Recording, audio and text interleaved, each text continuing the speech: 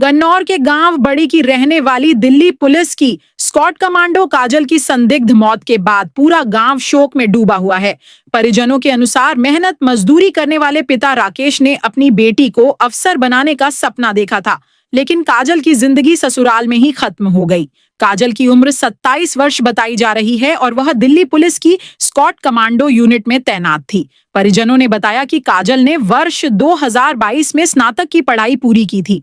पढ़ाई के दौरान उसकी पहचान गन्नौर निवासी अंकुर से हुई। इसके बाद वर्ष 2023 में दोनों की शादी परिजनों की सहमति से कराई गई। 22 जनवरी को काजल की संदिग्ध परिस्थितियों में मौत हो गई। परिजनों ने इस मामले में गंभीर आरोप लगाते हुए दिल्ली पुलिस में शिकायत दर्ज कराई है। बताया जा रहा है कि काजल उस समय 4 माह की गर्भवती थी। काजल का अंतिम संस्कार दिल्ली पुलिस द्वारा राजकीय सम्मान के साथ किया गया, जहां वर्दीधारी साथियों ने नम आंखों से उसे अंतिम सलामी दी। फिलहाल पूरा मामला जांच के अधीन है। यह घटना एक बार फिर दहेज प्रथा और घरेलू हिंसा जैसे गंभीर सामाजिक मुद्दों पर सवाल खड़े करती है। शादी से पहले ही काजल का चयन दिल्ली पुलिस में हो चुका था, जबकि उसका पति रक्षा मंत्रालय में क्लर्क के पद पर कार्यरत है।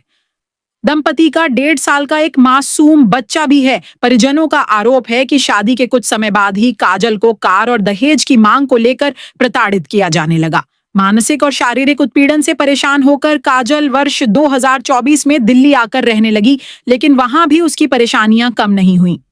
सर, ये जो शुरू हुआ वो शादी के पहले से ही हो चुका था। जैसे उनके घर वाले थे, जो उनका प्यार था, 5-6 साल का प्यार था आपस में।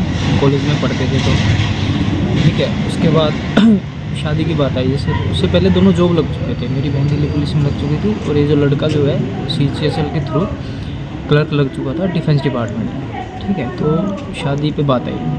हम मना कर रहे थे अपनी बहन को कि नहीं करना है, ये हम नहीं करना।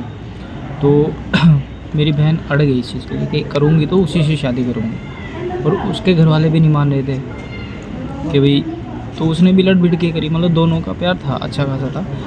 पर उसके बाद क्या हुआ, जैसे शादी हो गई हमारी, तो शादी से पहले कुछ दिन पहले, 15 दिन पहले, इसके पिताजी आए हमारे घर कि भाई हमारे लड़के की सरकारी जॉब लगी है और हमारे लड़के के लिए गाड़ी वाले रिश्ते आ रहे हैं और तुम क्या दोगे अब। तो हमें बहुत अटपटा लगा, मेरी मम्मी को बहुत अटपटा लगा, क्योंकि वही थी जो शादी में मेन थी। उन्होंने ऊपर होकर सबसे शादी इसकी तय करी। ठीक है, तो उन्होंने बोला कि भाई निकला ऐसी बात है और मेरा मन नहीं करा शादी करने। तो मैंने बोला हाँ चल।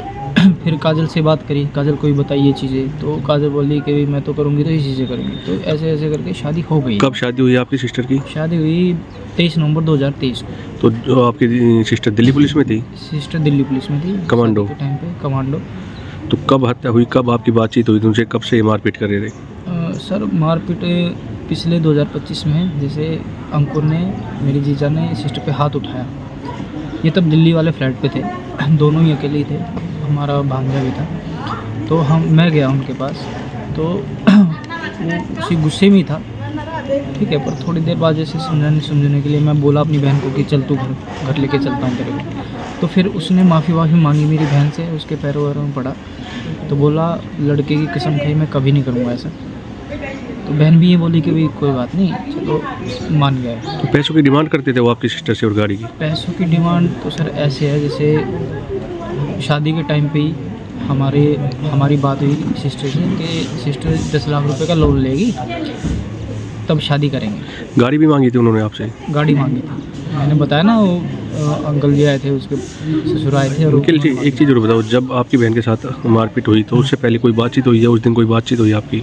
हाँ, उस दिन हुई। उनका फ़ोन आया, मेरी जीजा का फ़ोन आया। वो बोले कि भाई हमारी लड़ाई हो रखी है और अपनी बहन को समझा लो। मैंने बोला कि मैं समझाता हूँ। तो मेरी सिस्टर ने फ़ोन लिया, उससे बात हुई। तो उसने बताया कि भाई हमारा ये ऐसे था कि भी जो शादी के टाइम पे 10 लाख रुपए का लोन लेना था ना मुझे, तो मैंने 5 लाख का लिया था। मैंने बोला हाँ 5 लाख का लिया था। जीजा का फ़ोन आया, तो बहन बात कर रही थी मुझसे, तो उसने जीजा ने पीछे से गाली दी मेरी बहन को और बोला कि अभी तो रुको, अभी बताता हूँ।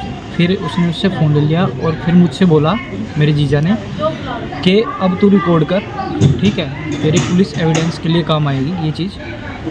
और अब मैं इसको मार रहा हूँ। फिर मेरी बहन की चीखने की आवाज़ आई और फ़ोन कट गया। उसके बाद जस्ट 5 मिनट बाद ही फ़ोन आता है जीजा का। जीजा बोलते हैं मेरे से ही मर गई है, अब दिल्ली आ जाओ। कितने बहन भाई हैं को आप हम लोग? 3 बहन भाई हैं सर। मैं, मेरा भाई छोटा है, सबसे छोटा मेरा भाई है, बीच की हमारी बहन थी। हम 3 बहन भाई हैं, सबसे बड़ा मैं हूँ। अगर आप स्टॉक मार्केट सीखना चाहते हैं लेकिन यह नहीं समझ पा रहे कि शुरुआत कहां से करें, तो ट्रेडिंग गुरुकुल इंस्टीट्यूट आपके लिए एक सही और भरोसेमंद जगह है। यहाँ रविंद्र भारद्वाज, जिनके पास 19 साल से ज्यादा का प्रोफेशनल ट्रेडिंग अनुभव है, छात्रों को सीधे रियल मार्केट के जरिए प्रैक्टिकल ट्रेडिंग सिखाते हैं। यहाँ हर टॉपिक रियल चार्ट्स और लाइव मार्केट के उदाहरणों से समझाया जाता है, ताकि आप सिर्फ सीखें ही नहीं बल्कि बिना डर के खुद ट्रेड करना भी सीख सकें। आप यहाँ सीख सकते हैं स्टॉक मार्केट बेसिक से एडवांस, फ्यूचर्स और ऑप्शंस, फॉरेक्स और क्रिप्टो ट्रेडिंग। आप अपनी क्लासेस ट्रेडिंग गुरुकुल ऐप पर भी अटेंड कर सकते हैं, जो एप्पल स्टोर और गूगल प्ले स्टोर पर उपलब्ध है। तो आज ही अपनी ट्रेडिंग जर्नी की शुरुआत करें ट्रेडिंग गुरुकुल इंस्टीट्यूट के साथ। अभी कॉल करें स्क्रीन पर दिए गए नंबर पर। ट्रेडिंग गुरुकुल इंस्टीट्यूट, गांधी चौक, सोनीपत। अपने शहर की हर ताजा खबर के लिए हमारे चैनल SNA न्यूज को सब्सक्राइब करें, लाइक करें, कमेंट करें व शेयर करें। बेल आइकन दबाना ना भूलें। हमारे अन्य सोशल मीडिया प्लेटफॉर्म्स पर भी हमें फॉलो करें।